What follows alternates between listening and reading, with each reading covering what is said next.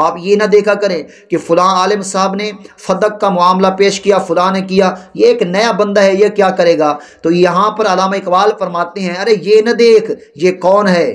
دیکھ یہ کہتا کیا ہے۔ نحمدہ ونصلی علی رسولہ الکریم، اما بعد الی صراط المستقیم صراط الذین انعمت علیہم غیر المغضوب علیہم ولا الضالین۔ سامعین و ناظرین، آپ ملاحظہ فرما رہے ہیں تاریخ فدق کے متعلق جن صاحب سے میں نے یہ مواد لیا ہے ان کا پورا نام ہے شیخ شہاب الدین ابو عبداللہ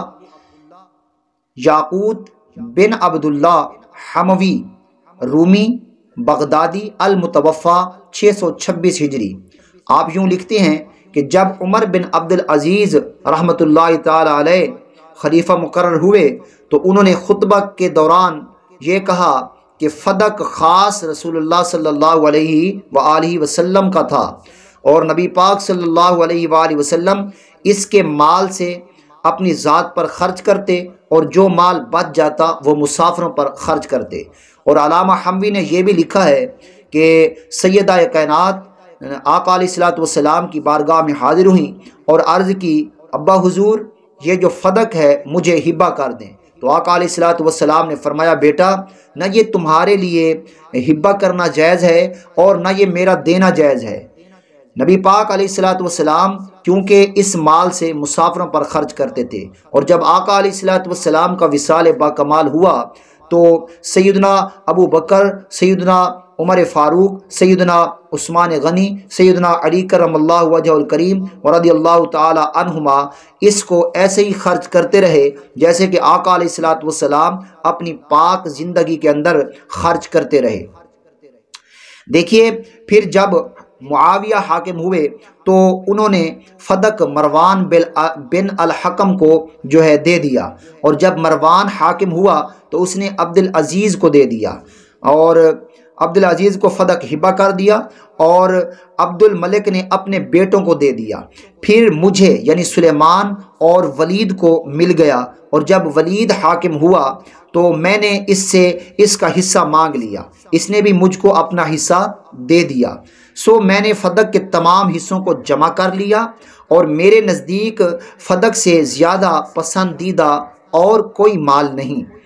اور میں تم تمام لوگوں کو گواہ کرتا ہوں کہ میں نے پھر فدق کو اسی طرح لوٹا دیا جس طرح نبی کریم صلی اللہ علیہ وآلہ وسلم نے حضرت ابو بکر، حضرت عمر، حضرت عثمان اور حضرت علی کے زمانہ میں ان کو فدق لوٹا دیا تھا، یعنی اس کو اپنی ملکیت سے نکال کر پھر وقف کر دیا۔ پھر عمر بن عبد العزیز کے بعد خلفاء اس کی آمدنی سے مسافروں پر خرچ کرتے تھے، یعنی اس کو بدستور وقف برقرار رکھا۔ آگے سنیے کہ پھر 210 ہجری میں مامون الرشید حاکم جب ہوئے تو مامون الرشید نے حکم دیا کہ فدق حضرت فاطمہ رضی اللہ تعالی عنہا کی اولاد کو دے دیا جائے، اور مدینہ کے گورنر قشم بن جعفر کو لکھا کہ رسول اللہ صلی اللہ علیہ وآلہ وسلم نے اپنی بیٹی فاطمہ رضی اللہ تعالی عنہا کو فدق دے دیا تھا۔ اب یہاں سے جو ڈھگوسلا لگ رہا ہے نا اس کو سماعت کریں، اور ان پر فدق کو صدقہ کر دیا تھا، اور یہ بات رسول اللہ صلی اللہ علیہ وآلہ وسلم کی اولاد میں مشہور اور معروف تھی۔ پھر حضرت سیدہ کائنات اس کا خلیفے سے مطالبہ کرتی رہیں۔ مامون کی رائے یہ تھی کہ حضرت فاطمہ کے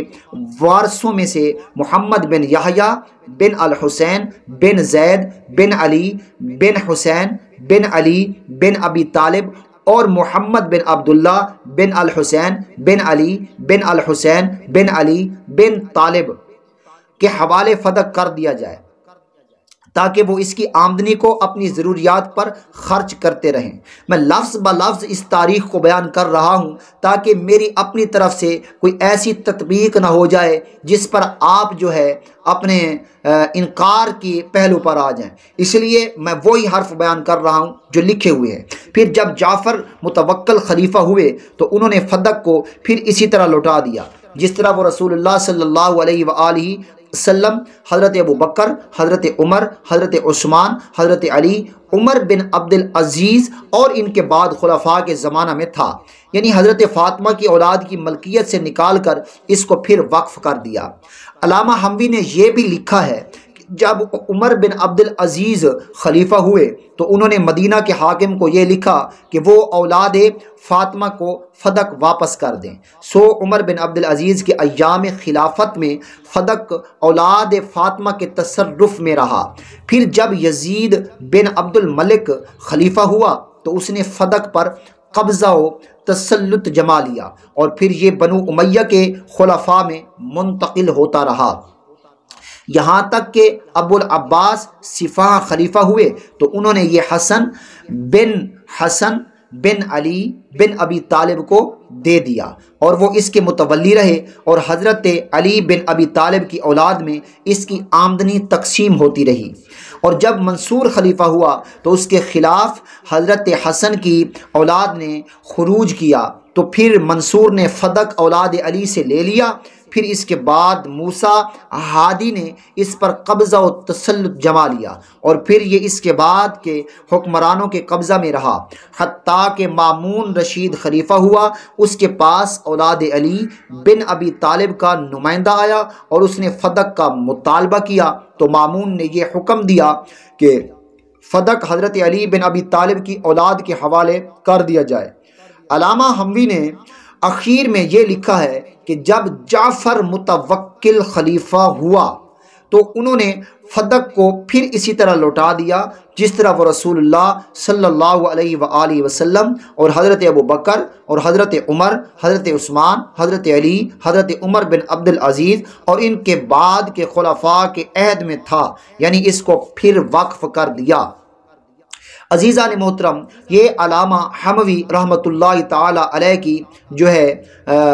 तहकीक थी। अल्लामा हमवी ने फ़दक की तारीख़ बयान करने के लिए वो तमाम रिवायात बयान कर दी जो इनको इस सिलसिला में दस्तयाब हैं। वो कोई हदीस के माहिर न थे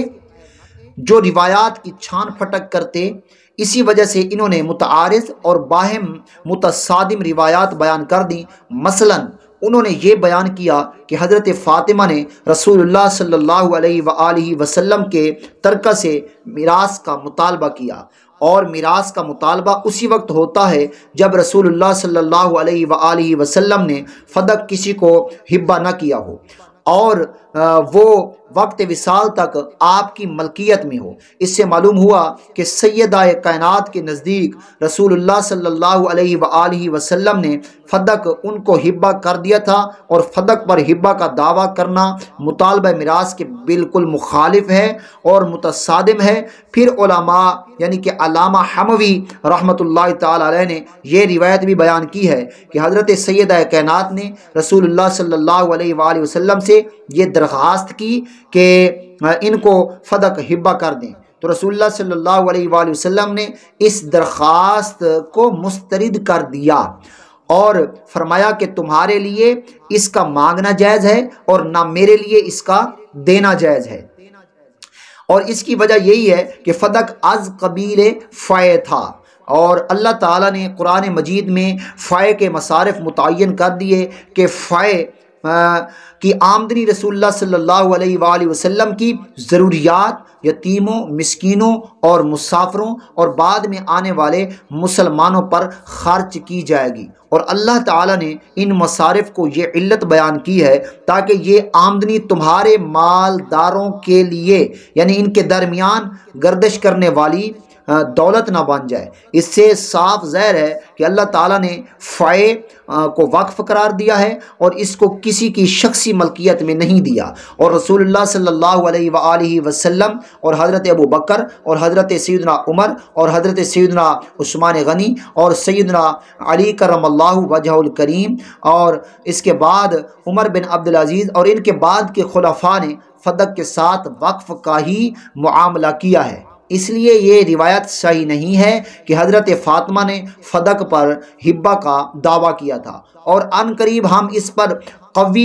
दलाइल कायम करेंगे और ठोस शवाहिद पेश करेंगे। अल्लामा हमवी ने मुअर्रिखीन के आम उसलूब के मुताबिक फ़दक के सिलसिला में तमाम रिवायात को जमा कर दिया। अल्लाह ताला अल्लामा हमवी रहमहुल्लाह ताला अलैह की मग़फ़िरत फरमाए। हज़रत फ़ातिमा का दामन इससे पाक है कि उन्होंने फ़दक पर हिब्बा का दावा किया हो, फिर इसके सबूत में अपने शौहर और एक औरत की शहादत को पेश किया हो। हज़रत फ़ातिमा बतूल और ज़ाहिदा थी, दुनिया और इसकी मता से मुस्तगना थीं। उनका मकाम इससे बहुत बुलंद था और वो मताए दुनिया के हुसूल के लिए इस कदर साई और जिद्दोजहद करती और दुनिया का माल न मिलने पर खलीफा रसूल से तर्क ताल्लुक़ कर लेती। रसूलुल्लाह सल्लल्लाहु अलैहि वसल्लम ने 3 दिन से ज़्यादा क़ता ताल्लुक़ करने को हराम करार दिया है। और हज़रत फ़ातिमा माल दुनिया ना मिलने के गम और गुस्सा में 6 माह तक हज़रत अबू बकर से बात न करें और तादम मर्ग ये जो है मकातिया जारी रखें। ये इनकी सीरत हमीदा और उसवा हमीदा पर एक नारवा तुहमत है और बदनुमा दाग है। अल्लाह ताला हमें हज़रत सय्यदतुना फ़ातिमतुज़ ज़हरा सलामुल्लाहि ताला अलैहा व रज़ियल्लाहु अन्हा के ग़ुलामों और मदाहों के ज़ुमरा में कायम रखे और इसी गिरोह में कल बरोज़ क़यामत हमारा हशर करे। आमीना बिजाहि नबी अमीन। अज़ीज़ान मोहतरम, हमने आज तारीख़ के बहुत सारे पहलू आपके सामने रखे हैं। दुआ करें अल्लाह तबारक व तआला इस सिलसिला को मज़ीद आगे सही हर्फ ब हर्फ और जो हक़ लिखा हुआ है आप तक पहुँचाने की तौफ़ीक़ अता फ़रमाए। आप ये ना देखा करें कि फ़लाँ आलिम साहब ने फ़दक का मामला पेश किया, फ़लाँ ने किया, ये एक नया बंदा है, ये क्या करेगा। तो यहाँ पर अल्लामा इक़बाल फरमाते हैं, अरे ये न देख ये कौन है, देख ये कहता क्या है।